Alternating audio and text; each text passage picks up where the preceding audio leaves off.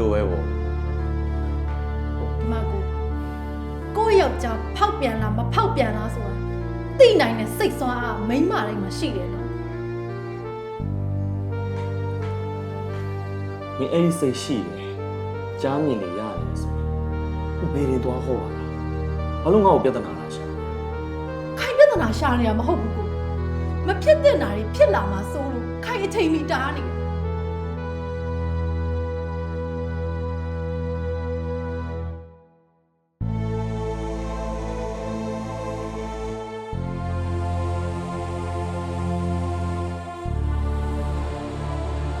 ဒီမှာ